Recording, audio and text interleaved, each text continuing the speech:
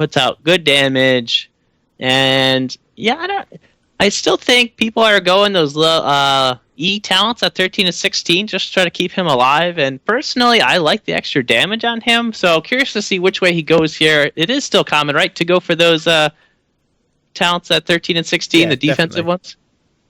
So yeah, Toronto's been played a lot of different ways too. Sometimes grabbing that extra heal, and they're actually in game. So we're gonna start announcing the teams. If you want to go ahead and start with the blue team here. All right, and with some great mount synergy on the left-hand side in the blue trunks, it is going to be the number 1 seed, ArthasStroitHram.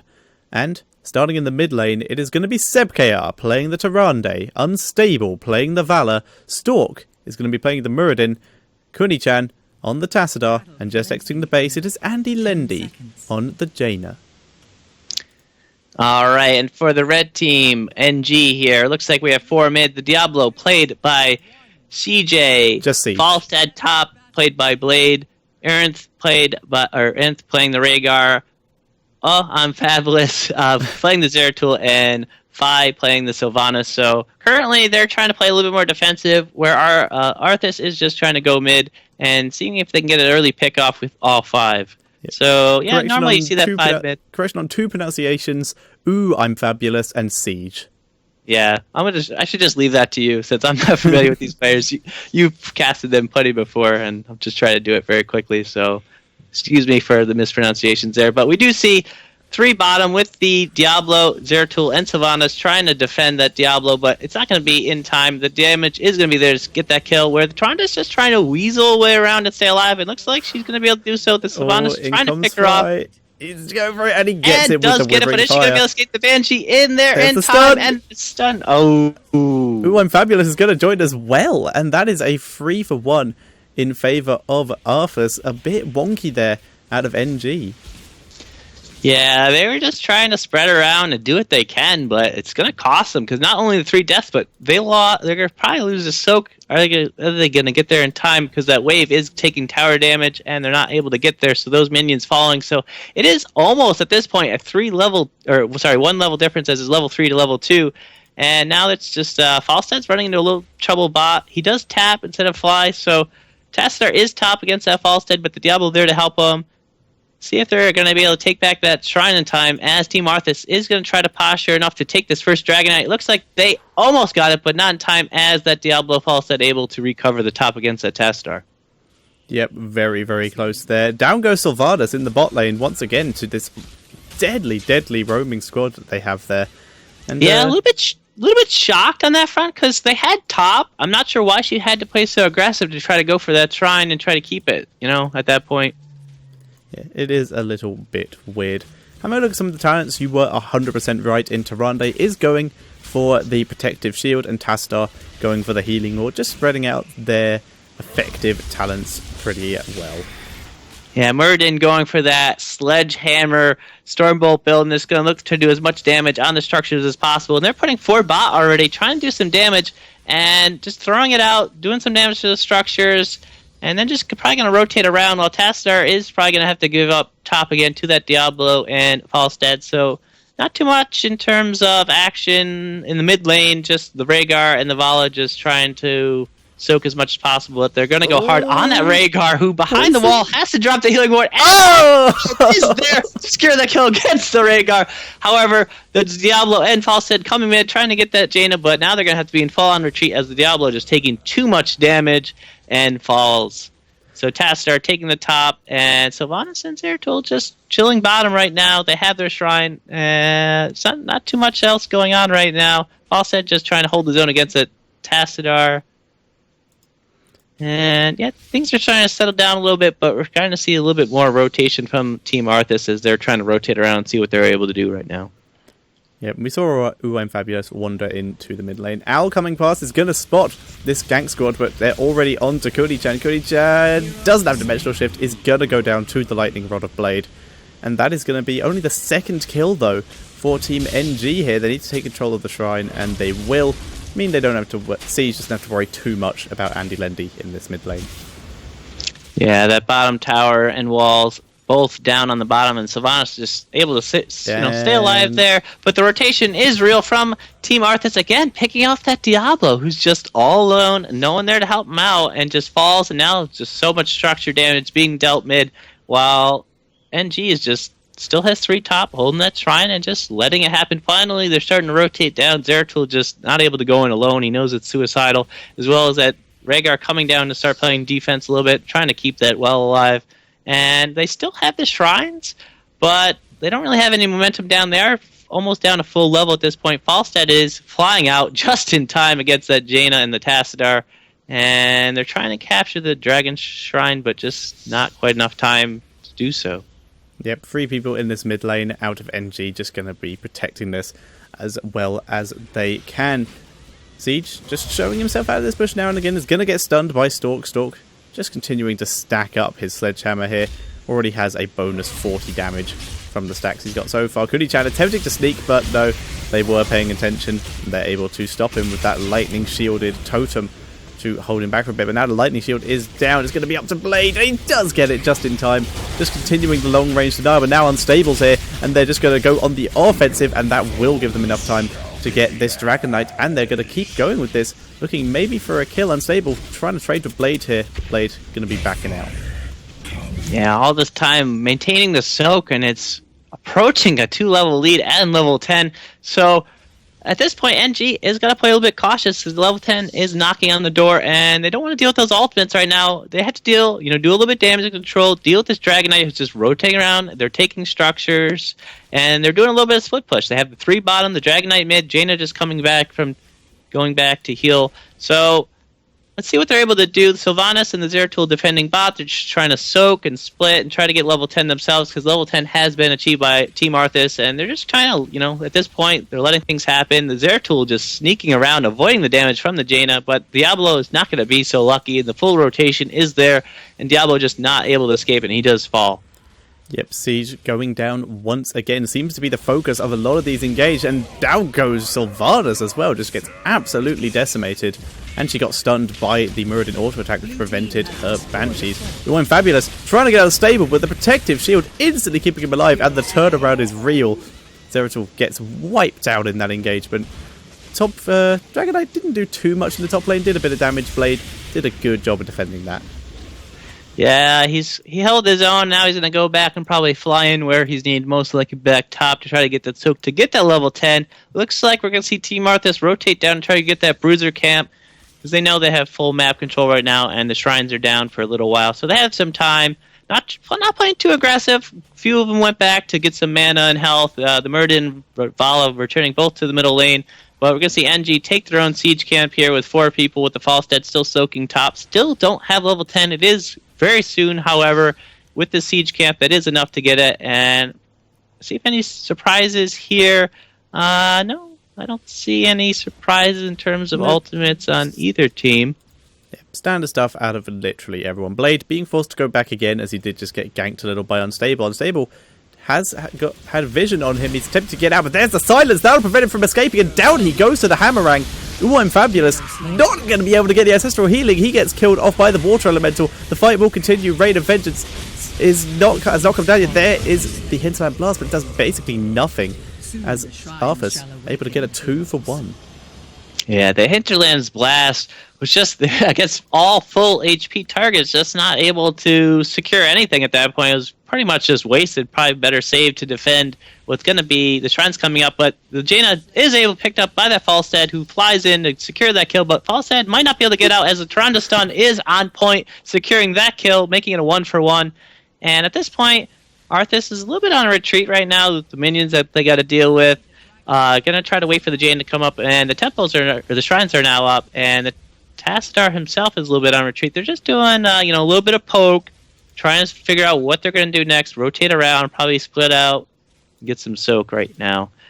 While that was going on, NG is starting out the Bruiser camp, so no surprises there. They're just trying to get their experience back up closer, get some pressure going back in their direction, and so far not really showing top.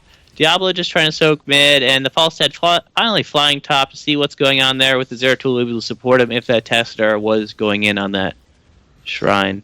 Yeah. One very important thing we should talk about is we were concerned about Tyrande being able to keep up in terms of healing.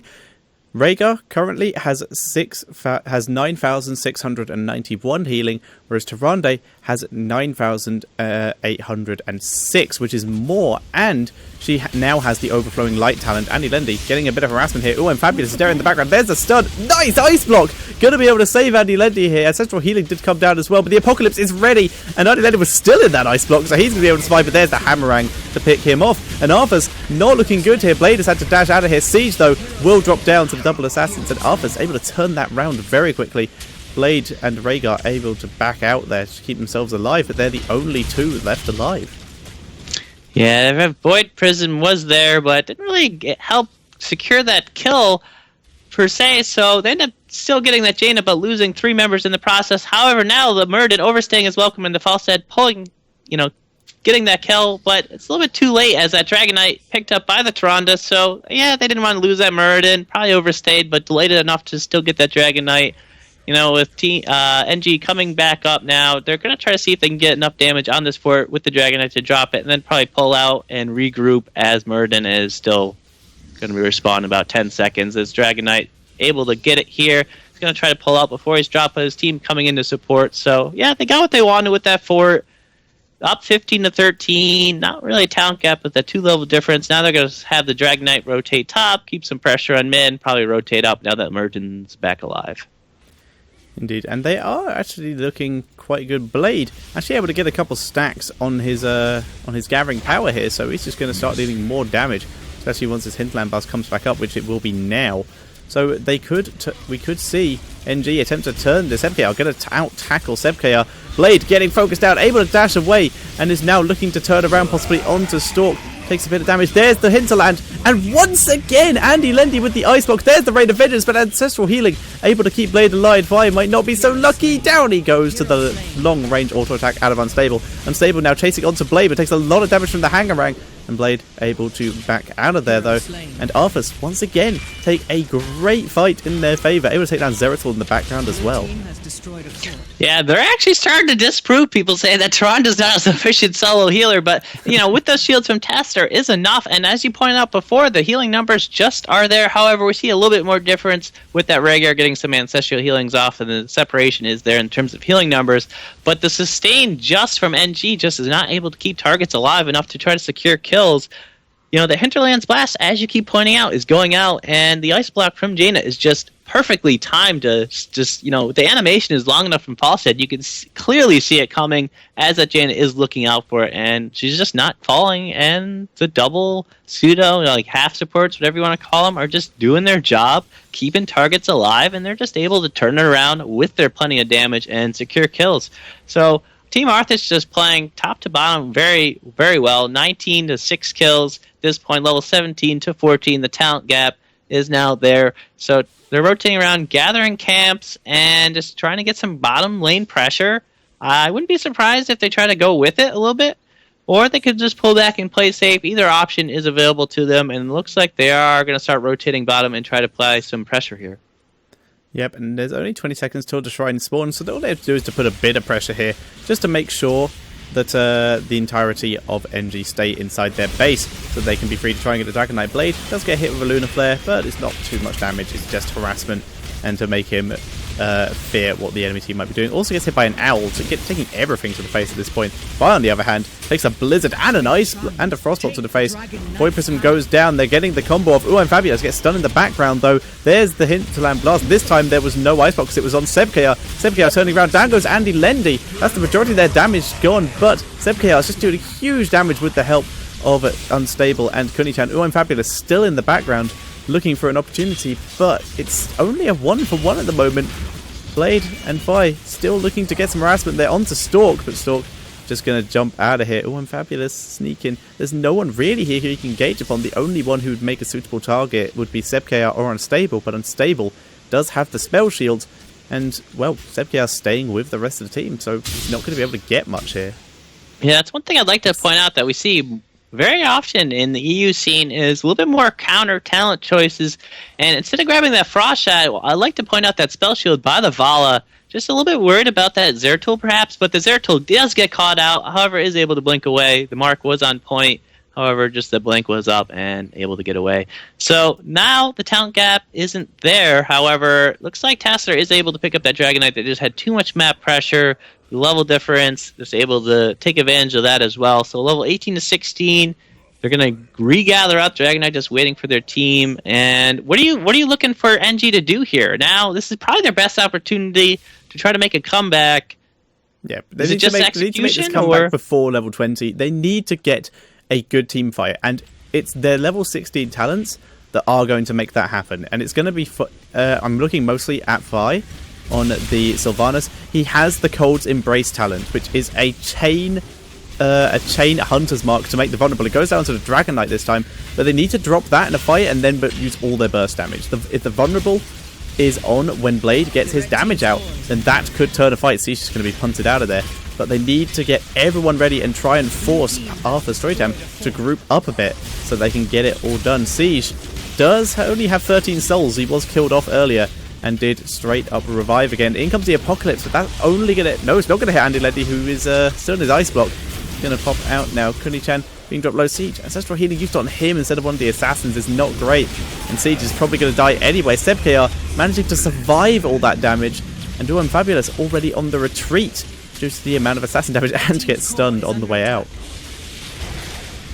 Yeah, so again, very well done by the Arthas. Just the stain was there. They already got that middle keep during that process with the Dragonite. The Dragonite is out, however, and they're still going to go for more. And the Sylvanas just overextending with someone already down. Diablo is dead for 20 seconds. A little bit surprising that Sylvanas, with that difference of 17 to 20, just overextending a bit and getting caught when she perhaps thought they were going to retreat, but no, they just came back. Now with her down 5 to 3, still up in favor of Team Arthas. They're able to get that bottom keep.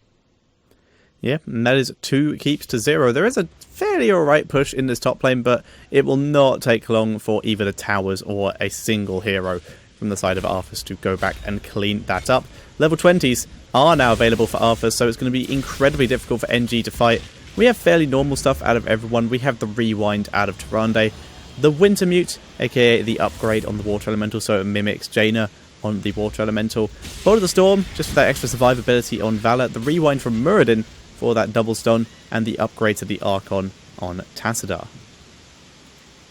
Yeah, at first it looked like the Vala was trying to go mid, but she finally, before exiting the base mid, decided to go back and start pushing back that top.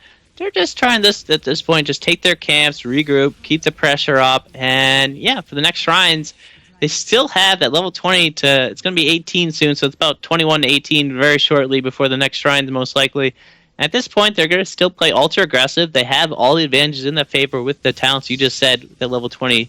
So, let's see if they're going to go hard here with the Muradin looking to get an engage. However, just not able to get it quite yet. And the stuns are there, the heals are there, the Ancestral just in time, and the APOC, following up the Void on 3 or 4 targets. The damage just not quite there yet to get a kill. The Zeratul does fall. The Diablo looks like he is going to be next, and the Falstad is also low. Falstad falls first. The Diablo there. Then Sylvanas trying to escape. She's just able to do so. Taps the well. The healing from Rhaegar. However, Rhaegar may not be so lucky, and unfortunately is not. At this point, Team Arthas is just going to look core, and the GGs are already called with this late. This point in the game, the death timers are just too long. The Starfall just there for the extra damage at this point wasn't needed during that whole skirmish. So, well played by Team Arthas, advancing on to play against Team Kick, who we just casted prior to this. So hopefully we'll be able to follow. If not, good luck to both teams.